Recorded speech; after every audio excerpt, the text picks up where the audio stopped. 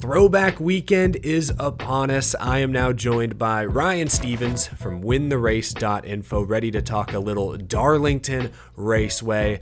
First off, Ryan, do you have any favorite throwback schemes this year? Any particular wrap that just pops out that tickles your nostalgia bone?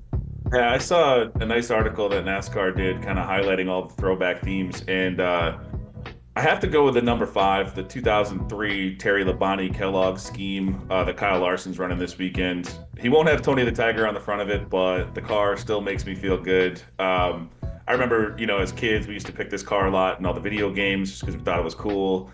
And then recently I had a shipment of diecast come in that a certain delivery company accidentally ran over some of it. So there were some that were still in okay shape, and two of those were Terry Labonte cars. So I gave those to my kids. And now, every time I see this scheme, I get to think of them too. So it just, I don't know, it hits home. I really like this scheme that he's running.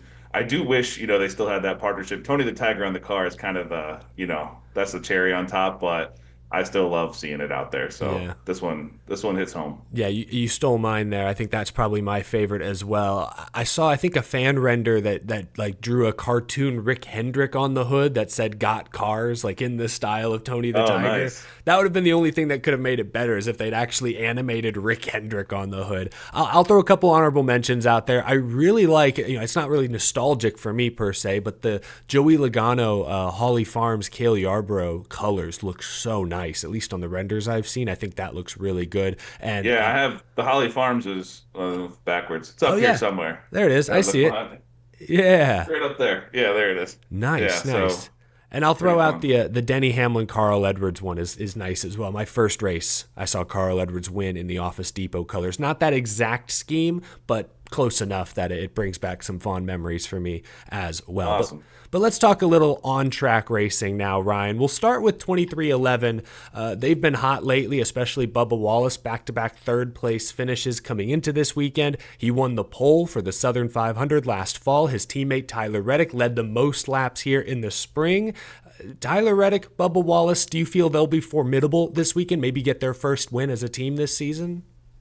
Yeah, I think they're definitely live. I mean, for Darlington, we're running the same tire we ran for both Darlington races last year, and also as recently as Las Vegas and Homestead from this year. So when I knew that, I went right to our True Performance Lab on Win the Race and pulled up the data for those two races this season. I looked at, True Performance scores that I do, incident adjusted speed that Greg does, their true average running position, fast lap percentages from those races. I just like to focus on those categories. There were 8 drivers in the top 10 in all 4 of those categories, and Wallace and Reddick were 2 of them. And then if you just look at like raw speed, Reddick ran the fastest lap of the race at Vegas. Wallace ran the fastest lap of the race at Homestead. So they're bringing some serious speed this season. And then I did want to mention too, just because I know he's everyone's, should be everyone's favorite this week, but Larson swept number one in all 4 of those categories. So Oh my. dude just, he brings the speed to this track type. So it'll be fun to see them, I think, inevitably battling Larson at some point. Yeah, well, those tiger stripes will be up front most likely. I guess we can then talk a little about Hendrick Motorsports. If Kyle Larson was really that dominant across your analytics, I know he's led the most laps here of any Cup Series driver in the next gen era. It's over 390, I believe. Also, his teammate William Byron, I looked this up, has the best average finish at Darlington in the next gen era. Maybe should have 2 wins if 2022 went a little bit differently. So of the Hendrick drivers, is there anyone who's any match for Kyle Larson? Can you dive a little deeper into those numbers?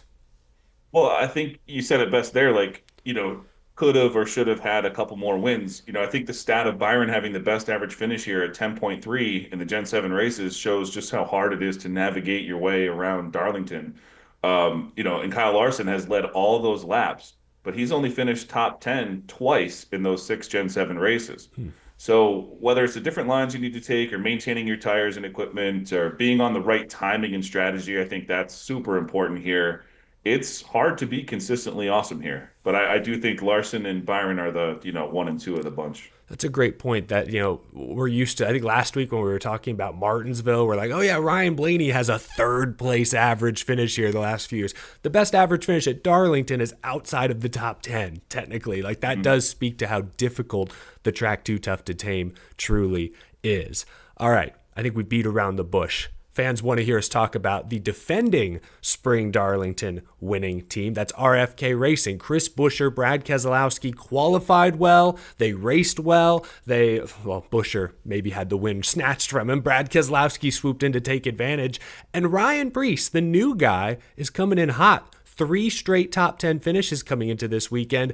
What do you make of RFK Racing this weekend? They've been kind of quiet to start this year, Brad especially, but this is one of his best tracks. Can they bounce back? Yeah, I think they can. I'll say I like two of them. I think Priest has that knack of finishing better than where he's been running all day, which we've seen from Brad and Buescher throughout kind of a lot of Gen 7 races. Um, I wouldn't be so worried about Buescher or Priest then, but with Brad, if we look at that same Vegas and Homestead data that I was looking at this year, I have him better than only 9 drivers in my true performance scores. So, the problem with the way they qualify now is too, is if you finish poorly and have a poor race, you're going to go off early in qualifying. It tends to kind of, he's probably going to be starting toward the rear again. And he's had a tough, tough time this year working his way up through the field. One thing to his advantage, he is great at maintaining his tires. So if there's anywhere he can do it and kind of get back up into that top 10 and contend, I think it would be here. I think this is kind of a make or break for Brad Keselowski's season. If he can't show up here where he has consistently in the Gen 7 car, I think, might be in big trouble. That's a great point. Yeah, if he doesn't at least work his way into the top 10 or show glimpses of top 5, top 10 speed, I think it would be officially time to sound the alarm for Brad Keselowski early this season. Darlington, we were talking before the show, Ryan, it's like the most predictable track on the schedule because it's kind of an intermediate. You mentioned Larson. We talked about Reddick being fast. Like, we kind of know who's going to be fast, but the finishes are so hard to predict. And on that point, we've seen 6 different winners in the 6 next-gen Darlington races, including some, I'd say, surprises, like Eric Jones, Chase Briscoe last year winning the Southern 500 to make the playoffs. You could argue Brad Keselowski last spring was kind of a surprise winner. It was his first win since joining RFK Racing. I think of like when Harrison Burton ran 6th here a couple years back with the Wood brothers. Can Josh Berry get them back to victory lane once again? Or Kyle Busch nearly snapped the winless streak last fall, finished 2nd. Like, I don't know, who could be maybe the next quote-unquote surprise winner we see this weekend? Yeah, it's been wild, like you said. Only 4 guys have finished inside the top 10 in more than half these, 6 Gen 7 races at Darlington. Way different than like Martinsville, like you said last week. So, yeah, Josh Berry is one that I was looking at. Kyle Busch, still just kind of a wait and see for me. A little better track than Brad Keselowski right now, I think. But, Brad could definitely jump him here, and I could see kind of a rebound where I'm not sure how I feel about Kyle Busch at the moment. But if we want to get a little funky, we'll talk about Spire.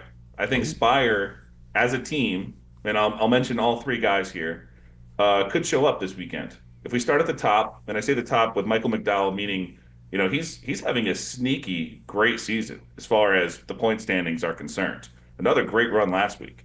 But 3 of his 6 Gen 7 Darlington races have resulted in top 10 finishes. That's Wow. more than Kyle Larson, more than Ross Chastain, more than Kyle Busch, who you just mentioned, more than Ryan Blaney, and the list goes on. And his teammate, more of the same, Justin Haley. What's interesting with him, he has 3 straight top 10 finishes in the spring Darlington races. And that includes his most recent one when he was with Rick Ware Racing, which I think most would agree that's a surprising top 10 finish right there. Yeah. Then you get to Carson Hocevar. He hasn't had the good finishes here, so I can't say what I've said about the last 2, but he did qualify 2nd here the last time out. So we know Spire can bring that speed here. And then, you and I were talking a little before the show, Corey LaJoy last year, top 10 finish with Spire at Darlington. 2 good runs actually for him last year, both top 20 finishes with the one top 10. Hocevar raced a Spire car here in Xfinity a few years ago too. I know I'm spouting off a lot about Spire, but just bear with me. Hocevar raced a Spire car in Xfinity, and he finished 6th. But his 6th place was behind 3 full-time Cup drivers and 2 who are, I guess, part-time Cup drivers: Austin Hill, Justin Allgaier, guys who have seen time behind those wheels. And Austin Hill's actually racing this weekend. But maybe you get a late caution. Maybe they are left with a set of tires and they're running up near the front anyways. Who knows? Could be a surprise, but a couple of long shots if you wanted to throw something out there.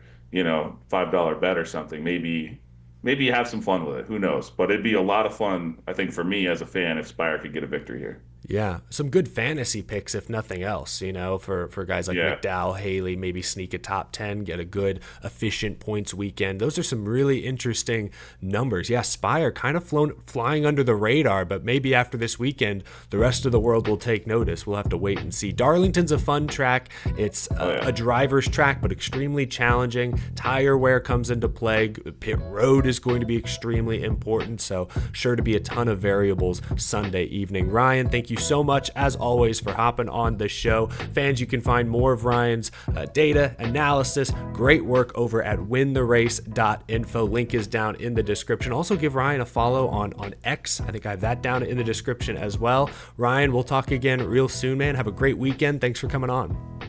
Thank you for having me. Appreciate it. Enjoy the race.